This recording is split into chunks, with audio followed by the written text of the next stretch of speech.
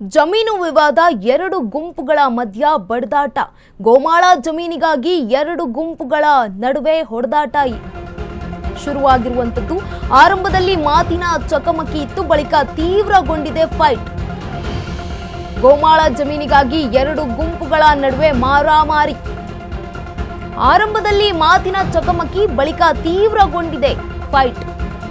ದೇವನಹಳ್ಳಿ ತಾಲೂಕಿನ ಯಲುವಳ್ಳಿ ಗ್ರಾಮದಲ್ಲಿ ಘಟನೆ ನಡೆದಿದೆ. ಜಮೀನಿಗೆ ಬಂದಿದ್ದ ಮುನಿಯಪ್ಪ ಕುಟುಂಬಸ್ಥರ ಮೇಲೆ ಹಲ್ಲೆಯಾಗಿದೆಯಾ?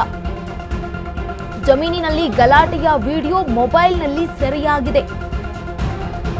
ಮುನಿಯಮ್ಮ ವೆಂಕಟರೆಡ್ಡಿ ಕುಟುಂಬದ ನಡುವೆ ಗಲಾಟೆಯಾಗಿತ್ತು. ಕಳೆದ 3 ವರ್ಷಗಳಿಂದ ನಡೀತಾ ಇದ್ದ ಜಮೀನು ವ್ಯಾಜ್ಯ. ಮುನಿಯಪ್ಪ ಮತ್ತು ಕುಟುಂಬಸ್ಥರ ಮೇಲೆ ಇದೀಗ ಹಲ್ಲೆಯ ಆರೋಪ ಕೇಳಿ ಬಂದಿರುವಂತದ್ದು. ನೋಡಿ, ಗೋಮಾಳ ಜಮೀನಿಗಾಗಿ ಇದೀಗ ಎರಡು ಗುಂಪುಗಳ ಮಧ್ಯ ಹೊಡೆದಾಟ ನಡೆದಿದೆ. ಆರಂಭದಲ್ಲಿ ಮಾತಿನ ಚಕಮಕಿ ಇತ್ತು, ಬಳಿಕ ಮಾತಿಗೆ ಮಾತು ಬೆಳೆದು ಕೈ ಮಿಲಾಯಿಸುವ ಹಂತಕ್ಕೂ ಕೂಡ ಹೋಗಿರುವಂತದ್ದು. ಗಲಾಟೆಯ ವಿಡಿಯೋವನ್ನ ಮೊಬೈಲ್ನಲ್ಲಿ ಸೆರೆ ಹಿಡಿಯಲಾಗಿದೆ.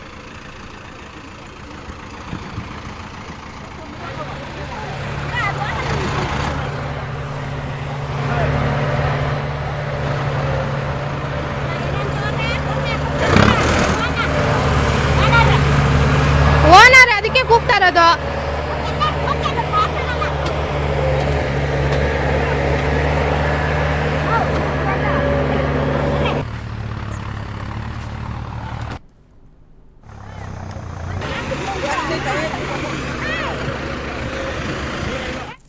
ಇದು 3 ವರ್ಷದಿಂದ ಗಲಾಟ ಸರ್.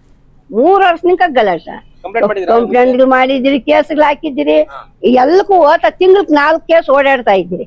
4 ಕೇಸ್ ಓಡಾಡಿ ನೀವು ಕೆಲಸ ಮಾಡ್ಯಾವ ನೀವು. ಮಾಡ್ಯಾವ್ರಿ ಸರ್. 4 ಕೇಸ್ ತಿಂಗ್ಳಕ್ 4 ಕೇಸ್ ನಾವು ಓಡಾಡಿ ನೀ ಕೆಲಸ ಮಾಡ್ಬೇಕಾಗಿದ್ರೆ ನಮಗ್ ಪೊಲೀಸರ್ ಸ್ವಲ್ಪ ಇಲ್ಲ, ನಮ್ಗೆ ಯಾರು ಇಲ್ಲ ಸರ್. ನಮ್ಗೆ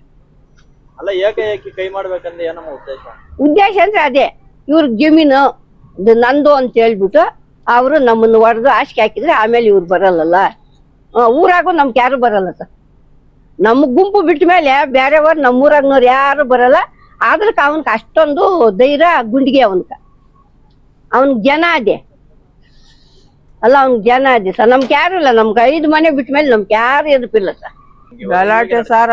ಯಾವಾಗೂ ನಮ್ ಪಾರ್ಕ್ ನಾವು ಹೊಲ ಬಿತ್ಕೊಂಡ್ ಮಾಡ್ಕೊಂತ ಇದ್ರಿ, ಅವನು ಜಮೀನ್ ಇರಲ್ಲ, ಯಾವ್ದಿರಲ್ಲ. ಇದನ್ನ ಸ್ವಂದಾಗ ಅದನ್ನೆಲ್ಲ ಮಾಡ್ಕೊಂಡು 2 ಎಕರೆ 34 ಗುಂಟೆ ಜಾಗ ಅದು. 3 ವರ್ಷನಿಂಕ ನಮ್ಗೆ ಇಷ್ಟು ತೊಂದ್ರೆ ಕೊಡ್ತಾವನ್.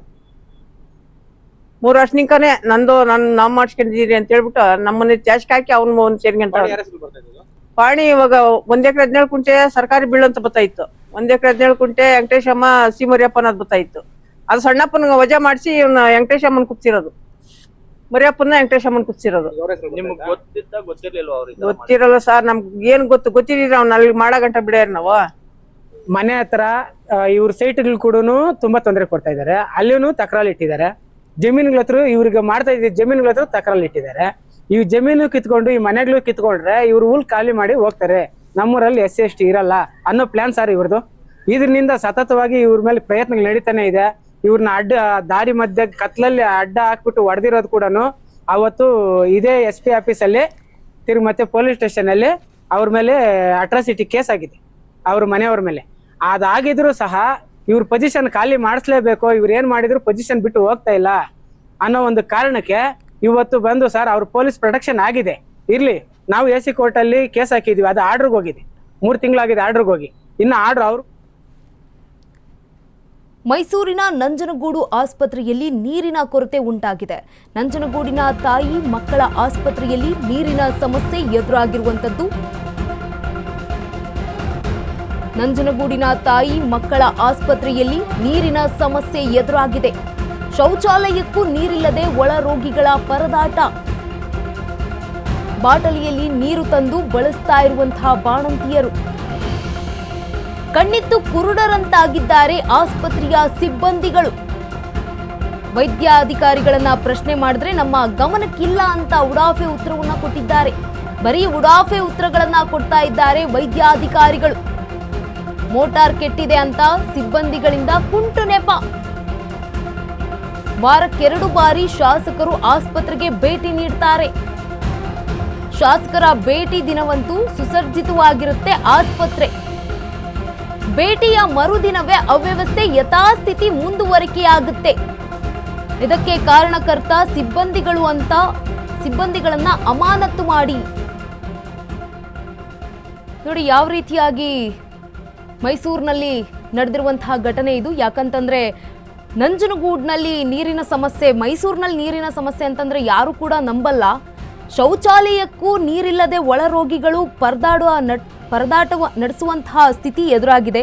ಬಾಟಲಿಯಲ್ಲಿ ನೀರು ತಂದು ಬಳಸ್ತಾ ಇದ್ದಾರೆ ಬಾಣಂತಿಯರು. ಶಾಸಕರು ಬರ್ತಾ ಇರ್ತಾರಂತೆ, ವಾರಕ್ಕೆ 2 ಬಾರಿ ಭೇಟಿ ನೀಡ್ತಾರೆ.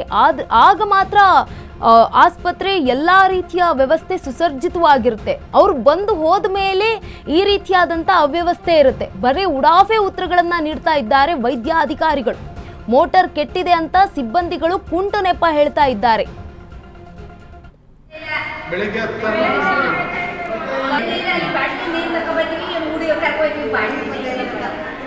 ನಾನಿವತ್ತು ಆಕಸ್ಮಿಕವಾಗಿ ಒಂದು 7:30ನಲ್ಲಿ ತಾಯಿ ಮತ್ತು ಮಕ್ಕಳ ಆಸ್ಪತ್ರೆಗೆ ಬಂದ್ವಿ. ನಮ್ಮ ಯಾರಿಗೂ ಪೇಷಂಟ್ ನೋಡೋಣ ಅಂತ. ಇಲ್ಲಿ ಬಂದು ನೋಡಿದ್ರೆ ಹೊರಗಡೆಯಿಂದ ಜನ ಬಾಟ್ಲಲ್ಲಿ ನೀರು ತಗೊಂಡು ಹೋಯ್ತಾ ಇದ್ದಾರೆ ಶೌಚಾಲಯಕ್ಕೆ. ನಾನು ಯಾಕೆ ಹಿಂಗೆ ತಗೊಂಡು ಹೋಯ್ತಾ ಇದ್ದೀರಿ ಅಂದ್ರೆ ಬೆಳಿಗ್ಗೆಯಿಂದ ಶೌಚಾಲಯಕ್ಕೆ ನೀರು ಬರ್ತಾ ಇಲ್ಲ ಅಂತ. ಆಮೇಲೆ ಇಲ್ಲಿ ಸಿಬ್ಬಂದಿಗಳು ಕೇಳಿದ್ರೆ ನಮಗ್ ಗೊತ್ತಿಲ್ಲ ಅಂತ ಹೇಳ್ತಾ ಇದ್ದಾರೆ. ಡಾಕ್ಟ್ರು ಸಹ ಬೆಳಿಗ್ಗೆಯಿಂದ ನಾನು ಇಲ್ಲೇ ಇದ್ದೀನಿ, ನನಗೂ ಅದ್ರ ಬಗ್ಗೆ ನನಗೆ ಗೊತ್ತಾಗಿಲ್ಲ, ಯಾರು ಹೇಳಿಲ್ಲ ಅಂತ. ಆಮೇಲೆ ಈಗೆಲ್ಲ ಮಾತಾಡಿ ಎಲ್ಲ ನೋಡಿದ್ಮೇಲೆ ಈಗ ಟ್ಯಾಂಕ್ ಕೆಟ್ಟೋಗಿದ್ದು ಸರ್ ಮಾಡ್ತಾ ಇದ್ದಾರೆ. ಈ ತರದ ಒಂದು ಉತ್ತರಗಳನ್ನ ಕೊಡೋದು ಇದೆಯಲ್ಲ, ಇದು ನಿಜವಾಗ್ಲೂ ಈ ಆಡಳಿತಕ್ಕೆ ಇರ್ತಕ್ಕಂಥ ಒಂದು ಕನ್ನಡಿ ಅಂತ ನಾವು ಹೇಳ್ಬೇಕಾಗ್ತದೆ. ಮೊನ್ನೆ ಶಾಸಕರು 2 ದಿನಕ್ಕೊಮ್ಮೆ 3 ದಿನಕ್ಕೊಮ್ಮೆ ಆಸ್ಪತ್ರೆಗಳ ವಿಸಿಟ್ ಭೇಟಿ ಕೊಟ್ಟು ಈ ಅವ್ಯವಸ್ಥೆನ ಸರಿ ಮಾಡ್ಬೇಕು ಅಂತ ಬಹಳ ಪ್ರಾಮಾಣಿಕವಾಗಿ ಪ್ರಯತ್ನ ಮಾಡ್ತಾ ಇದ್ದಾರೆ. ಮೊನ್ನೆ ಮೀಟಿಂಗ್ ಮಾಡಿದ್ದಾರೆ. ಆ ಮೀಟಿಂಗ್ ಮಾಡಿದಾಗ ಜನರಲ್ ಹಾಸ್ಪಿಟಲ್ ಮತ್ತೆ ಇಲ್ಲಿ ವಾಟರ್ ಕ್ಯಾನ್ಗಳು ಟ್ಯಾಂಕ್ ತುಂಬಿ ಮಡಗವ್ರ. ನಾವು ಪರವಾಗಿಲ್ಲ ಏನೋ ಸುಧಾರಿಸಿದೆ ಅಂತ ಮನೆ ಬಂದು ನೋಡಿದ್ರೆ ಎಲ್ಲ ಖಾಲಿ ಆಗಿವೆ ಕ್ಯಾನ್ಗಳು. ಹಂಗೆ ಖಾಲಿ ಕ್ಯಾನ್ ಇಟ್ಟಿದ್ದಾರೆ. ಅಂದ್ರೆ ಶಾಸಕರು ವಿಸಿಟ್ ಮಾಡ್ತಾ ಇದ್ದಾರೆ ಅನ್ನೋ ಸಂದರ್ಭಕ್ಕೆ ಮಾತ್ರ ಸ್ವಚ್ಛತೆ ಕಾಪಾಡ್ತಾರ, ಮತ್ತೆ ಸೌಲಭ್ಯಗಳು ಏನ್ ಬೇಕೋ ಅದೆಲ್ಲ ಇರ್ತದ. ಮತ್ತೆ ಅವ್ರು ಇಲ್ಲದೆ ಇದ್ದಾಗ ಯಥಾಸ್ಥಿತಿ ಮುಂದುವರಿತಾ ಇದೆ.